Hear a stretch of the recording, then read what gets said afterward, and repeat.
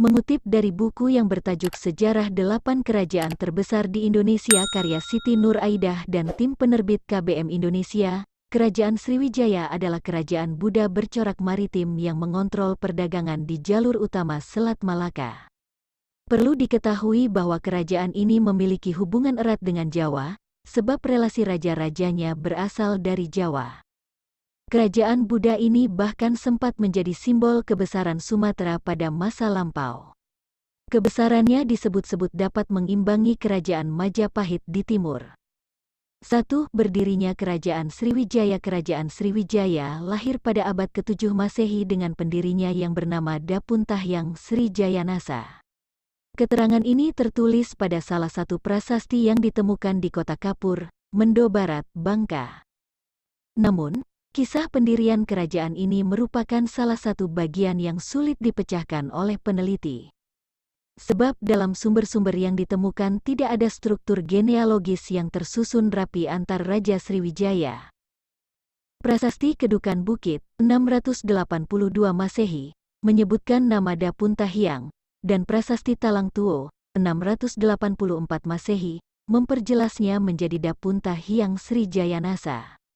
Kedua prasasti ini adalah penjelasan tertua mengenai seseorang yang dianggap sebagai raja atau pemimpin Sriwijaya.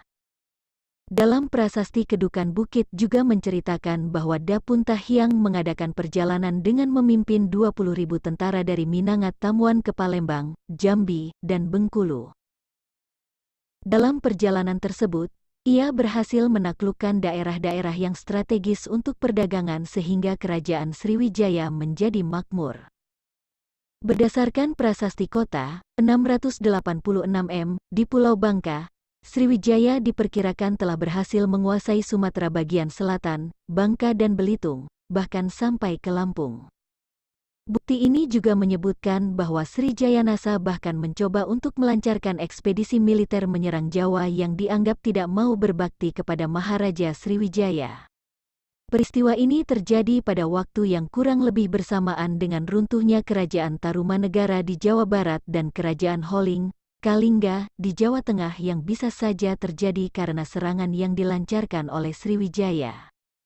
2. Letak Kerajaan Sriwijaya. Letak pasti kerajaan ini masih banyak diperdebatkan. Namun, pendapat yang cukup populer adalah yang dikemukakan oleh Gekoedes pada tahun 1918 bahwa pusat Sriwijaya ada di Palembang.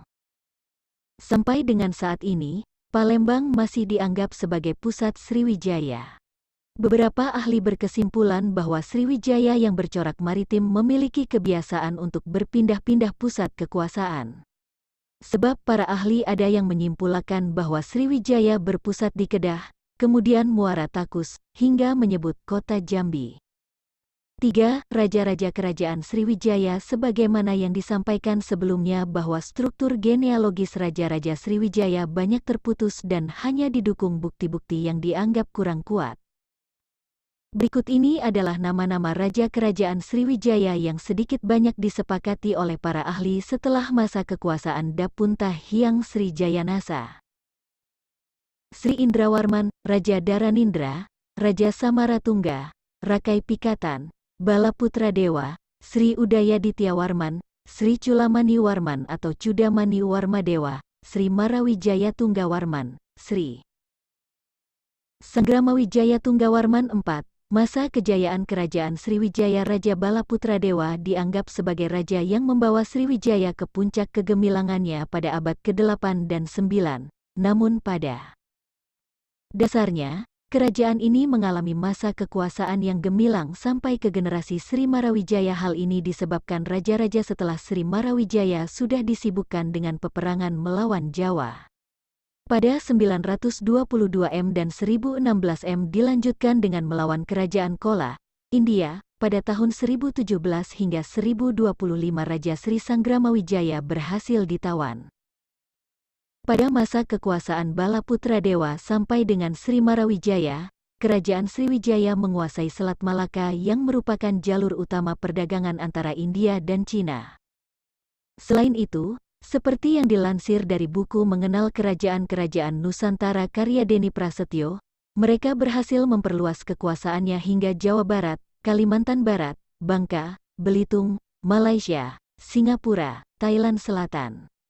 Untuk menjaga keamanan itu, Sriwijaya membangun armada laut yang kuat, sehingga kapal-kapal asing yang ingin berdagang di Sriwijaya merasa aman dari gangguan perompak. Hingga lambat laun, Sriwijaya berkembang menjadi negara maritim yang kuat. 5. Runtuhnya Kerajaan Sriwijaya. Kebesaran Kerajaan Sriwijaya mulai mengalami kemunduran sejak abad ke-11, berawal dari serangan besar-besaran yang dilakukan oleh Raja Rajendra Koladewa dari Kerajaan Kola yang berhasil menawan salah satu Raja Sriwijaya tersebut. Dikutip dari buku sejarah karya Nana Supriyatna, kemudian pada abad ke-13, salah satu kerajaan taklukan Sriwijaya, Kerajaan Malayu, berhasil dikuasai Singasari, kerajaan dari Jawa yang dipimpin oleh Kertanegara. Melalui ekspedisi Pamalayu, Kertanegara berhasil menjalin hubungan baik dengan Kerajaan Malayu. Sementara itu, Kerajaan Sriwijaya mulai lemah dan tidak bisa berbuat apa-apa untuk mencegah negara taklukannya menjalin hubungan dengan negara saingan di Jawa. Hingga kelemahan ini dimanfaatkan oleh Kerajaan Sukodaya dari Thailand di bawah Raja Kamheng. Wilayah Sriwijaya di semenanjung Malaysia berhasil direbut sehingga Selat Malaka bisa dikontrol. Akhir abad ke-14, Sriwijaya benar-benar runtuh akibat serangan Kerajaan Majapahit dari Jawa.